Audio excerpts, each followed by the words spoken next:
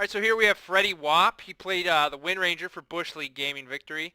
They were able to close out the game in a 38-minute victory. Freddy, tell us a little bit about this game and what kind of went down through your head. What was sort of the communication going on, and what allowed for your victory here? I have to say that I owe the victory all to our team. We had some excellent shot calls, and I think our game plan was really for protect one. We were just letting the troll roll, and when he hit his timings and got the Aegis, we were just looking to end the game. Yeah, I see. He didn't even die with the Aegis. A lot of saves with the Satanic, the SNY, the Oracle sitting behind him, the BKB. Um, Tell us a little bit about your item build. What were your thought process like with the I'm curious like. Yeah, I think that MKB is really freaking good on Wind Ranger, with the attacks, getting lots and lots of magic damage. So I just rushed it as fast as I could. I got a quick start from a couple kills in mid. One was a solo kill, and then the other one I got back up from our Oracle. And then I was able to get that. Then I went for the BKB, looking to save myself from mostly the Snapfire ult and stop the slows coming out from the AA and the Grimstroke. I didn't realize, but when you stack those up, I was just like a sitting duck, and Wind Ranger isn't exactly the tankiest hero without Wind Run up. Hmm. So I was looking for a BKB. Then I got a Ags. It's strong. Having two charges of Wind Run, you can keep it up almost all the time. And then I just went Blink towards the end game because I was just looking to jump the supports and kill them in the back line. Right, right, right. Yeah, I like everything that you built in that Yeah. game. But the only thing I was worried about, like, what were y'all thinking when y'all like had such a big lead? Because y'all were steamrolling that game, could have won that game probably in 20 minutes, and then y'all started losing a few fights. You got like 4 men wiped in their triangle, and then you also got Troll got picked off, and then there's a realization that he had to be like a little more careful. So I was wondering what y'all were thinking when that happened, when y'all started actually losing those fights when y'all were in a big lead. Just realized that we really needed to be five, that we were way stronger, and Yeah. fighting 4 versus 5, we're going to be at a disadvantage no matter what, any way you cut it. And then, yeah, a couple mistakes by Troll, but, we all make mistakes. I had plenty that game. I knew y'all were probably good once y'all got the BKB timings. I don't know. I was just worried when y'all took those Roches. I feel like if Dyer would have realized y'all Roshing, because that Snapfire Axe is devastating if you get the big toss on y'all in the Roche pit. But it paid Second off. time Y'all that we snuck went for it, twice. the second time we went for it, the only reason we went is because we knew that the snap Ags was, or the snap was down. Her ultimate was down at least. Right. Yeah. So What Yeah. was what was the scariest? Who was the hero you were most afraid of on Dyer's team? Like, who did you feel the most pressure from? I'm gonna say Slardar. If I'm getting stunned by that man, I'm gonna die very quickly, and he hits pretty hard with his charges. Right. So yeah, getting locked down is what I was the most afraid of. I didn't really feel the Grim that much, other than the slow, but the silence never really was a problem for me. Hmm. I had a lucky fight in the mid game where I had a haste rune where I just pieced out of there, so that helped. Yeah, we were watching that. That was pretty. It looked like you were in danger, but then after your win run was over, you just popped that haste and dipped the hell out, and then yeah, it was a very exciting game to watch. And are you looking forward to game two? What were your thoughts on the mid lane matchup, Snap versus Wind Ranger? I felt like I definitely had an advantage. I was really just waiting for my ultimate to come up, and then I was just going to run at Snap and land a shackle and just drop him with the ulti. But in the earlier parts of the lane, it was just annoying. Like, he can clear the wave and slow me at the same time with his Q. So yeah, it was You did painful. a good job. 'Cause as a Snapfire mid enthusiast who has played this for a long time, you did a good job of keeping the wave shoved onto him before he shoved it onto you. Because usually as Snap, you have that huge advantage with two strong nukes of shoving the wave. So, yeah, keeping the pressure of the creep wave into him was the best thing you could have done. That's what you did. Thanks.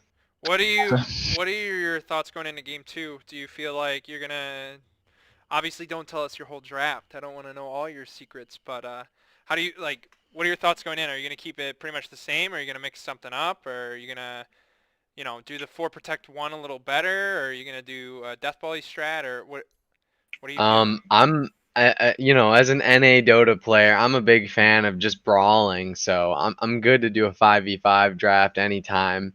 I'm really just finding my feet. I'm newer to the mid lane, at least at this skill level, and getting used to it. I've had a lot of great coaching thanks to D2E, and have really expanded my skills. So I'm just excited to practice some more mid lane.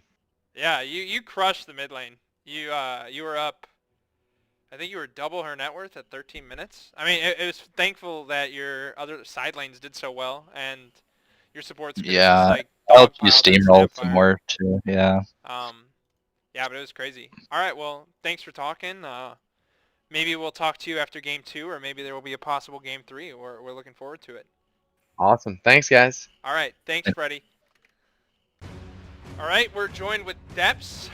It was a Bowie's victory. Closed out the game in 32 minutes. You pronounced it correctly, Mogul. Popped off on the Sven here. Basically, had a pretty rough lane, but definitely overcame that with some jungle stacks and just dominated. Dominated. So, Deps, tell me a little bit about your game. How are you guys feeling after that? We're feeling pretty good. We're glad that, the lineup was a little bit better this time around, I think. I think we managed to play around Valor's draft a little bit, and that allowed us to bide our time until we hit our power spikes and then take over the game. Yeah, we were definitely saying during the draft that your draft, that game 2 looked much better than draft game 1. Felt like all 3 lanes were going to go pretty well. If not, last game we had, unfortunately, like the Slardar versus Troll Oracle lane, which is a very tough Yeah, I mean, Slardar. Oracle in any lane makes the lane tough. Right. And then top lane, I think it was like the Underlord Mirana, just like AA not being the hero that can really pump out the pressure there. Yeah, it's kind of a feel bad that y'all last picked to pos 5 and didn't get a good matchup. Yeah, well, I wanted to switch the roles, but then Khan was like, I feel more comfortable playing 5 than 4. So I wanted to put the Grimstroke with me top. I thought that would have made the lane more powerful, and I thought that it wouldn't hurt bottom to not have a Grim in the lane. So, question about this. Oh, sorry. Oh, yeah. Sorry, you go ahead. What was the point in the game where you guys thought, like, okay, we got this? Like, what was one point in the game where you thought, like, you guys were definitely going to win? I can't speak for everyone else, but I thought Jay Tizzle played awesome this game. And so to have him come out with that early deso and take his tower and just take the pressure off the map, at that point when he was able to take that pressure off the map for me, I was like, all right, this is going to be an easy game. I can just chill in the jungle until I have all my items and we're good. Yeah, and then if you look at, your 4-man, right? The TA, the Bloodseeker, the ET, the Wyvern, you guys aren't very cooldown dependent. Like, you guys can just sort of brawl, like, at all stages of the game. Sure, you have the Wyvern ult, and sure you have the ET ult, but those ults aren't very long cooldown. They're not very long cooldown, to begin with. Whereas, Radiant's team was very cooldown dependent, and they needed to execute better. But, yeah, it was awesome. What are your thoughts going into Game 3? My thoughts going into Game 3 are that we need a ringer. Who's going to step up? I think Panda wrote me back, but I haven't checked, so... Oh, check. See if we'll he's playing. It's okay if he can't. We can get someone, I think. I think we can get someone very easily. I think a lot of people want to play, so... The only thing I would suggest, it worked out fine because y'all had the matchup for TA versus Puck. But I think one thing me and Mogul said was y'all did pick slightly greedy because y'all had 2 cores that kind of want to farm a decent amount. Yeah, but since TA was such a matchup for Puck, I thought it was okay. Yeah, I wanted to pick Viper personally because I wanted someone who could brawl, but Jay Tizzle talked me out of it and said he felt really comfortable on that TA, and he proved me wrong, man. He destroyed that game. I mean, they gotta ban it. Like his timings were insane. 13-minute deso and like 16-minute blink or something crazy. Yeah, honestly, I don't even. It was a good TA game. That's what I said. When TA is good, when it works, it really works, and when it's done, it's really bad. It's kind of one of those heroes. So it's kind of you got to see your matchup to make it work really strongly. Comparing game 1 and 2, the KDA was kind of the same. Like they were up like 8 kills game 1, but they were also up like 3k net worth. And in this game, they were up another like 8 kills. It was like the top lane died a lot, the bottom lane died a lot. but at the same time, the net worth was like always in your guys' favor. Like, from Y'all's the heroes were beginning, farming way. you guys were farming so well. So, I think the stacks definitely helped with that. Definitely Stacks. the Omega stacks from Elder Titan, the triangle. Are you still there, Deps? Oh, I think his mic. Ooh. Oh.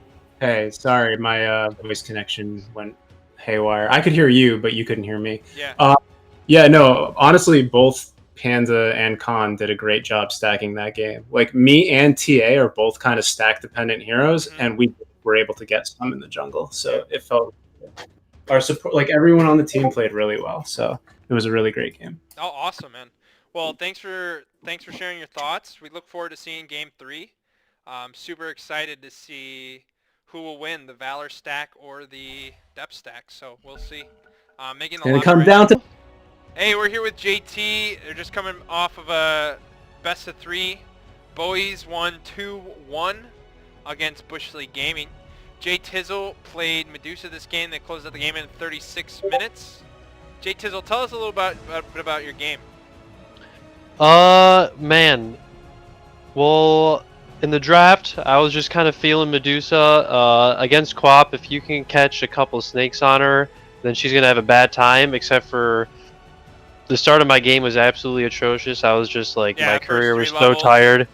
Yeah, it's kind of rough, just because she can Q me on cooldown, and I mean, honestly, there's nothing I can do. I was prepared for that, but I was able to turn around because Elder Titan, man, Khan, he's a homie. He stacked like the Ancients 5 times, so as soon as I was hit like level 7 or 8, I just got like 1,500 net worth and was able to snowball from there pretty nicely.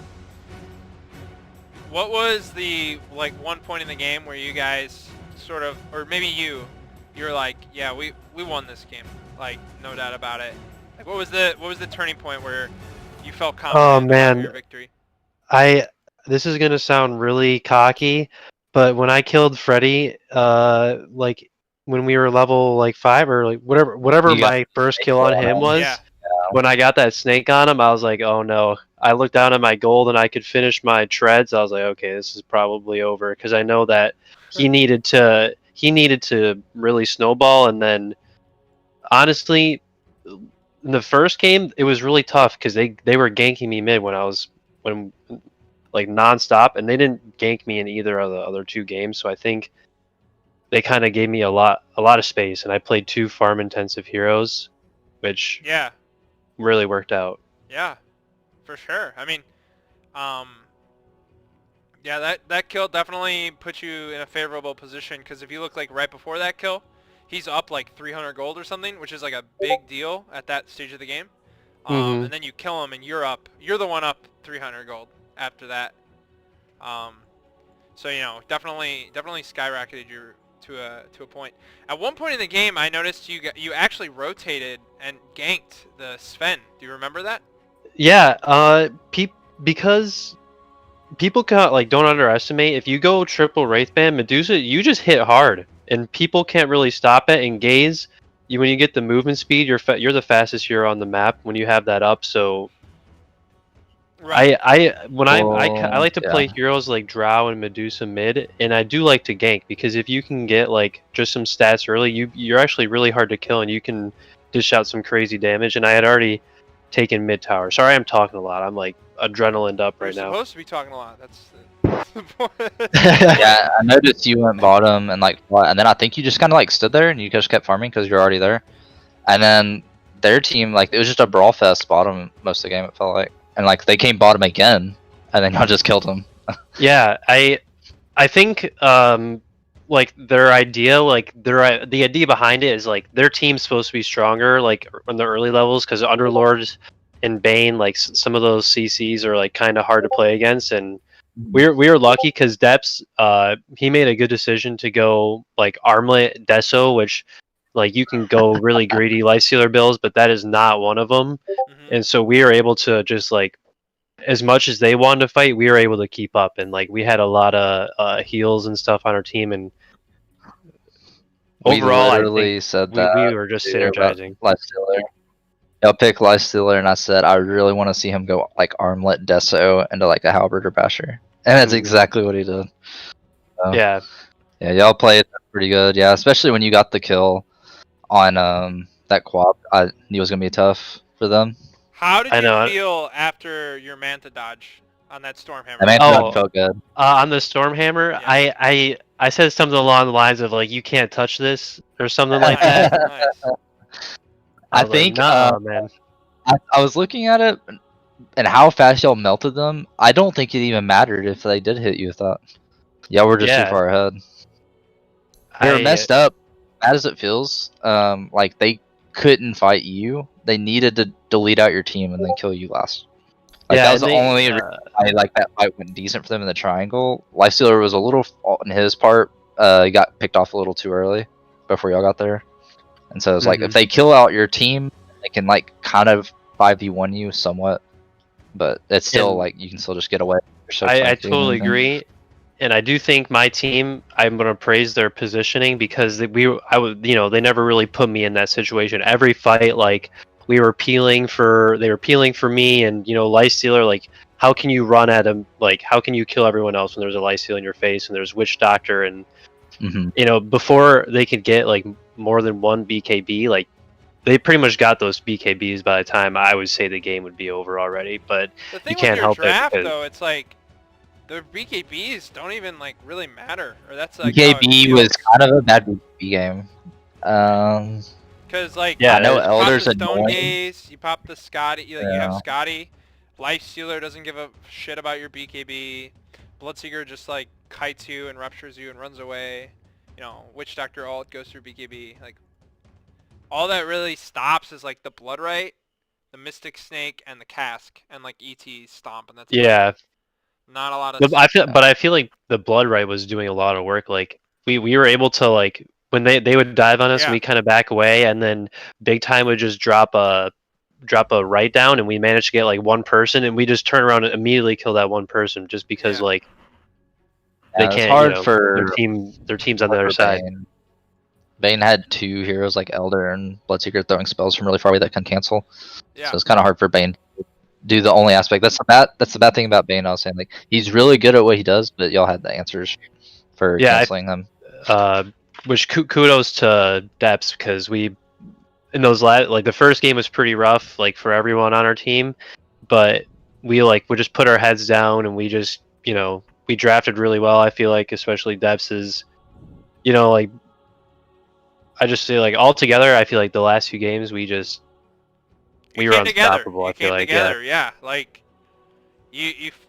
fortunately like both your picks, game 2 and 3, the TA and the Dusa were both like honestly the perfect picks you could have picked both of those games. Oh, thank you, man. Maybe there's another hero, but like those heroes both like felt unstoppable. TA in game 2 and Dusa in game 3. Like, I make a compilation of the co-op missed ultis. Oh damn. That's probably toxic. That's too toxic. No, that's okay. I mean, they were like close. Close, and they're like guess. And on the you wasn't sure which way. The first one she missed. It was like a guess, like where he is, and like, Bloodseeker was. that was at bottom, right? Yeah, Bloodseeker was like zooming. He was like moving at 700 movement speed. So I don't blame her for missing the first two. And then the third one. I think it was ultra tilt on that third one. It would have hit, but he was already dead. Like he literally died as he's just like, I'm not missing this one. Yeah, the Bloodseeker, I feel like both games is just his abilities are able to just make like the hero in general is just good. That well, but y'all played it good. Like people think Bloodseeker is bad because they see the win rate sometimes on the hero. It's not very good, but that hero's actually pretty insane if you know how to play it in offlane. Yep. Well, JT, thanks for the interview, man. Absolutely. Thank you guys. Happy to hear from you. Happy to hear your positivity about your allies and your teammates. And I hope you had a great time, man. Thank you. I appreciate it, of course. Always Dota 2 enthusiast for life. Am I right, homies? Absolutely. Well, you have a great night, all right, man? All right. Thank you. You too.